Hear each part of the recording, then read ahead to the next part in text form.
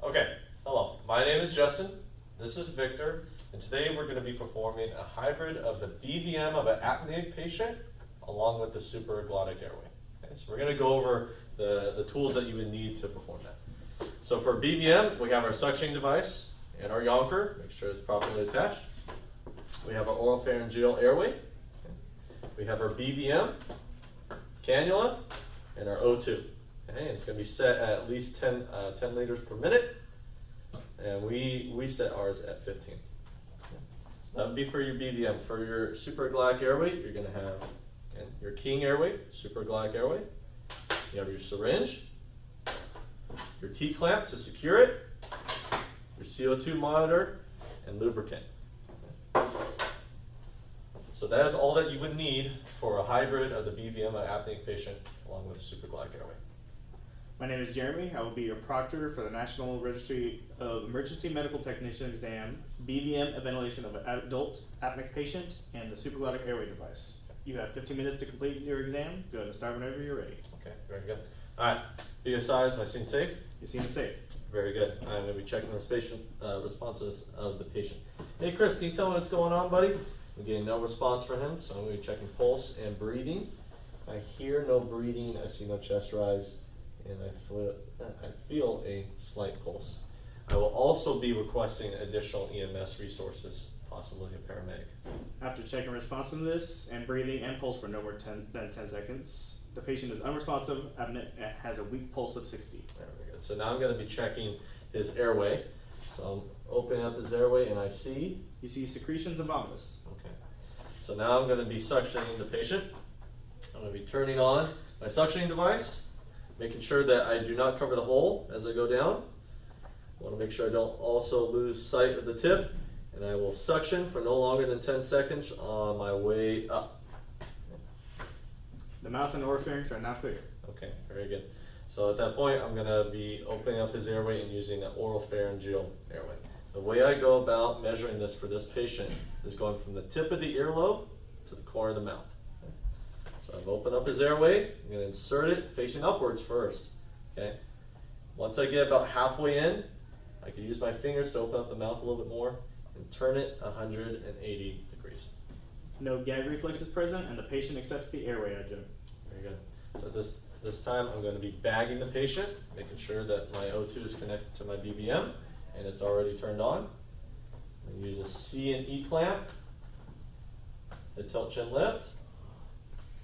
I'm going to bag the patient. So I'm going to be going every 5 to 6 seconds. And that's going to come out to about 10 to 12 per minute. And after a short amount of time, I'll be rechecking his pulse for no longer than 10 seconds. And the proctor would say, Ventilations are being performed without difficulty. How would you know you're delivering appropriate volumes with each ventilation? I would just be making sure that the chest is rising. And it's symmetrical. Medical direction has now ordered the insertion of a supraglottic airway device. Very good. So my partner, Victor, he is going to come over and he's going to continue ventilations. I'll make sure that we're not stopping that. So I'm going to prepare my supraglottic airway. I have it here. Okay. I've sprayed on the distal end lubricant. I have my syringe that's fully open, and I'm going to attach it to the inlet. When I'm good and ready, I'm going to have Victor, he's going to take out the OPA, and I'm going to insert, using a tongue lift, I'm going to insert the supraglottic airway. All right, here we go. So I'm grabbing the tongue, open up the airway, and bring it push it all the way down to about 15 at the teeth. Then I will press the syringe all the way down to fill the bags and cut off the esophagus, so O2 is going into the trachea.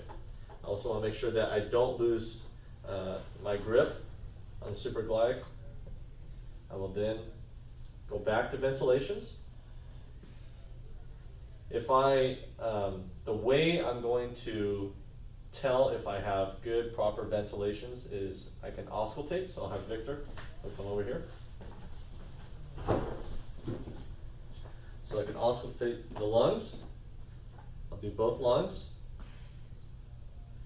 want to make sure that I'm hearing good breath sounds. And if I don't hear any breath sounds in the lungs and I hear it in the stomach, we can pull out slightly on the supraglottic airway to make sure that the esophagus is being cut off and the trachea is open, the O2 is going into the trachea and not into the stomach. Okay. So at this point, we're going to there's another way that we can do it as well. We can use a CO2 monitor. We'll reattach it. And continue, we're making sure we're holding on to that. If you get yellow on the CO2 monitor, that means you're getting CO2 return. It means the O2 is going into the lungs. If it's purple, that means you're not getting CO2 return, and it's probably going into the stomach. So that's another way that we can tell if we're giving proper ventilations. Now I want to secure our supraglottic airway if we're going to be going into transport. This is our T-clamp. It's going to be facing downwards. And while he's holding on to this normally takes 2 people to do. We're going to open up the mouth. There. Good.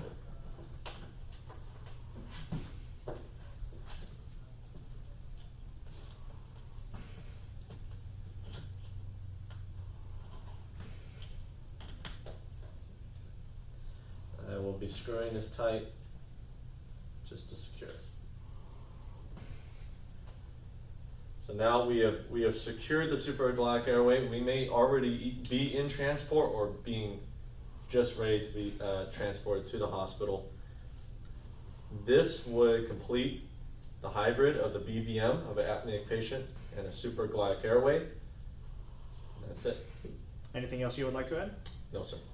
Thank you very much. Thank you.